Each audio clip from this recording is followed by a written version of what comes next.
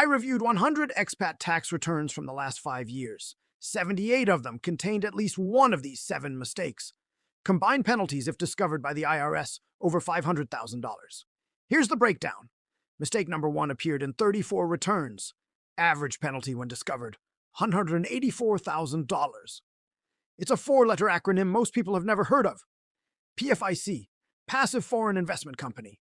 Any foreign mutual fund, any foreign ETF, most foreign pension funds. If you live abroad and invest in local funds, you own PFICs. Form H621. That's the required filing. 23 pages of instructions. Most CPAs don't file it. Case, software engineer in the UK. $120,000 income. 2016. Invested $50,000 in Vanguard FTSE Global All-Cap Index Fund. UK domiciled. Filed US taxes every year through a professional preparer. Reported dividends on Schedule B. Never filed Form H621.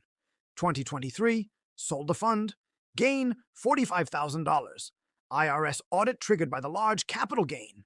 PFIC excess distribution taxation applied retroactively. $45,000 gain divided across 7 years. Taxed at 37% marginal rate for each year.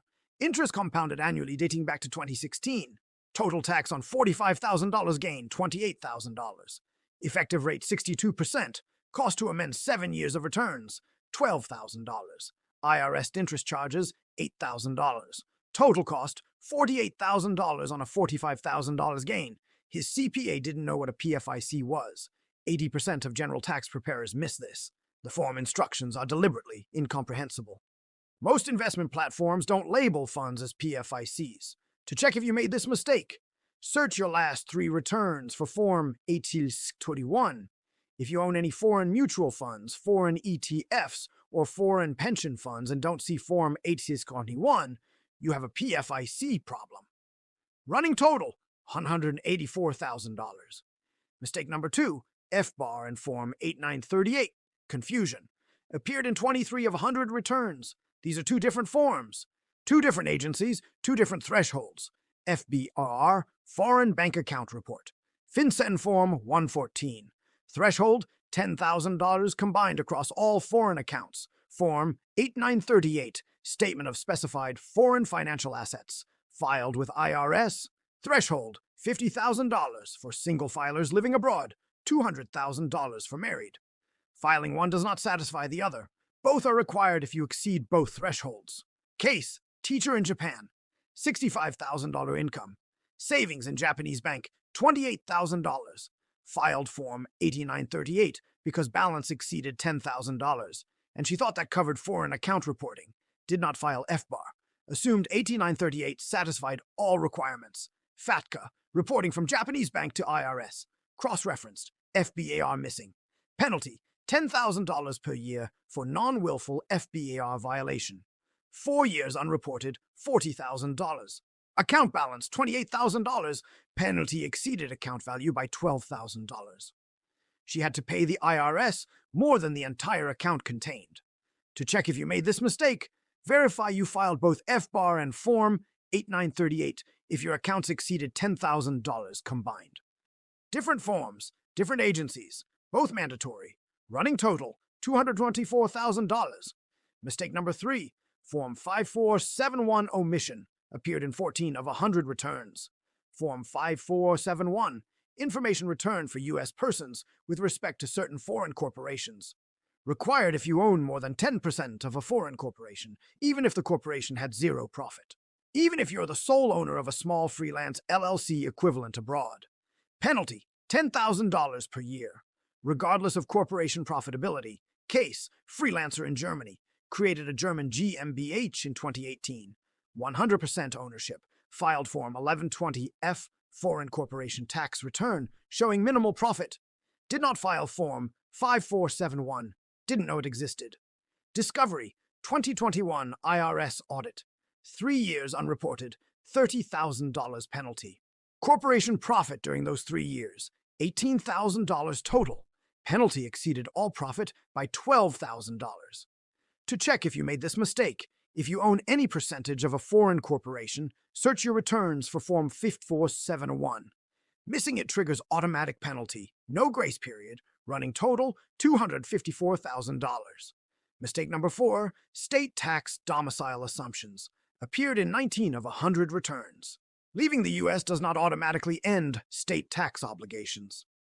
States like California, Virginia, South Carolina, and New Mexico use intent to return tests, not residence.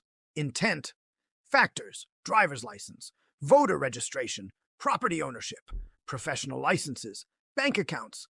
Case: consultant moved from California to Portugal in 2019. Stop filing California state tax returns. Reasoning: no California income, no California residence, no California obligation, maintained California driver's license, owned rental property in California, had California LLC registered. 2024, California Franchise Tax Board audit covering 2019 through 2023. Claim: still a California tax resident based on intent factors. Back taxes on worldwide income at California rates, $47,000. Penalty, $12,000. Legal fees to dispute, $8,000. Total cost, $67,000. California pursues 4,000 non-resident audits annually. This is systematic, not random. To check if you made this mistake, if you left a high-tax state, verify you formally severed all domicile ties. Driver's license changed. Voter registration changed. Property sold or clearly separated. Professional licenses moved. Running total, $321,000. Mistake number 5, streamlined filing procedure bypass. Appeared in 11 of 100 returns. If you're out of compliance, the IRS offers penalty protection through streamlined filing compliance procedures. Requirements: file 3 years of tax returns, file 6 years of FBARs, certify non-willful conduct. Benefit: no FBAR penalties, no late filing penalties, but you have to use the program explicitly. Filing amended returns without invoking streamlined does not provide penalty protection. Case: Expat in Singapore. Didn't file U.S. taxes for 6 years, 2015 through 2020. 2021, decided to come into compliance. Hired CPA who filed 3 years of back returns using standard amendment procedures. Did not use streamlined filing compliance procedures. IRS assessed FBAR penalties on all 6 years because filing was done outside the streamlined framework. Penalty: $10,000 per year, x 6 years, SAR $60,000. If done correctly through streamlined, zero and penalty. The program exists specifically for non-willful violations. His CPA didn't know it existed. To check if you made this mistake, if you came back into compliance in the last 3 years, verify your CPA explicitly used streamlined filing compliance procedures. If they filed amended returns without invoking the program, you may have penalty exposure you could have avoided. Running total, $381,000. Mistake number 6, foreign pension reporting. Appeared in 9 of 100 returns. Certain foreign pensions are classified as foreign grantor trusts under U.S. tax code. This triggers Form 3520 requirement. Annual reporting on pension growth even before distribution. Penalty for failure to file Form 3520. Greater of $10,000 or 35% of the gross value of trust assets. Case: dual U.S.-Australian citizen. Worked in Australia. Contributed to superannuation, pension. Did not report annual pension growth. Did not file Form 3520. Assume pensions are only taxable upon distribution. 2023. Began withdrawing from pension. IRS audit discovered 8 years of unreported pension contributions and growth. Pension value when discovered, $180,000. Penalty, 35% of $180,000, $63,000 applied to the most recent unreported year. To check if you made this mistake, if you have a foreign pension, search your returns for Form 3520.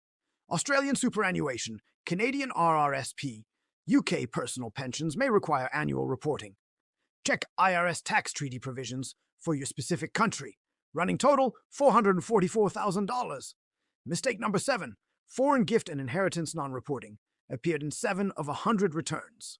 Form 3520 is also required for foreign gifts or inheritances exceeding $100,000 from a foreign person or estate. The gift itself is not taxable income, but reporting is mandatory. Penalty, $10,000 per month the form is late, up to 25% of the gift value. Case: U.S. citizen received $80,000 inheritance from French grandparent in 2020. Did not file Form 3520. Reasoning: inheritance is not taxable income under U.S. law, so assumed no reporting required. 2224. Discovery triggered by subsequent large wire transfer. 4 years late. Penalty: 25% of gift value, tar $20,000. To check if you made this mistake, if you received any foreign gift, inheritance, or bequest over $100,000, search your returns for Form 3520. Informational filing, not tax, but penalty is severe. Running total, $464,000. 7 mistakes, 78 of 100 returns contained at least one. $464,000 in documented penalties from these cases alone. And this doesn't include interest, which compounds annually and can add 20% to 40% to the total. Adjusted total exceeds $500,000.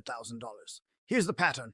This isn't about tax evasion. This is about form complexity that even professionals can't navigate. Form 8621, 23 pages of instructions. Form 5471, 47 pages. Form 3520, 15 pages. FBAR and Form 8938. Different thresholds, different agencies, overlapping requirements. 80% of general CPAs miss PFIC classification. Most tax preparers are unfamiliar with streamlined filing compliance procedures. Foreign pension trust classification varies by country and requires treaty analysis most preparers don't perform. The IRS has automated enforcement through FATCA. Your foreign bank reports your account balance to the IRS annually. The IRS computer cross-references it with your FBAR and Form 8938 filings. Discrepancies trigger automatic penalty notices. You don't need an audit. The system flags the violation and generates the assessment. And the statute of limitations for foreign account violations is 6 years, not 3. Errors compound. A mistake made in 2019 can surface in 2025 with 6 years of accumulated penalties. Here's your self-audit checklist. 1. Search your last 3 returns for Form 8621. If you own any foreign mutual funds, foreign ETFs, or participate in foreign pension plans and don't see Form 8621, you have a PFIC problem. 2. Verify both FBAR and Form 8938 filings if your foreign accounts exceeded $10,000 combined. Different forms, different agencies, both required. 3. If you own more than 10% of any foreign corporation, search for Form 5471. Missing it triggers $10,000 per year penalty, regardless of profit. 4. If you left a U.S. state, verify you formally severed tax domicile. Driver's license, voter registration, property ownership, professional licenses all create nexus. California, Virginia, South Carolina, New Mexico are particularly aggressive. 5. If you came back into compliance in the last 3 years, verify your CPA used streamlined filing compliance procedures. If they filed amended returns without invoking the program, you may have penalty exposure. 6. If you have a foreign pension, search for Form 3520. Australian superannuation, Canadian RRSP, UK personal pensions may require annual reporting before distribution. 7. If you received any foreign gift or inheritance over $100,000, verify Form 3520 was filed. Informational, not tax, but penalty is 25% of gift value. If you find one of these mistakes, you have options. Streamlined filing compliance procedures for non-willful violations, delinquent FBAR submission procedures, reasonable cause penalty abatement for certain circumstances, but the window closes. The 6-year statute of limitations means errors compound. The longer you wait, the more years of penalties accumulate, the more interest charges apply. 100 returns reviewed, 78 had errors. $500,000 in potential penalties? These aren't outliers. These are patterns. This isn't legal or tax advice. This is documentation of systematic compliance failure. Check your returns tonight.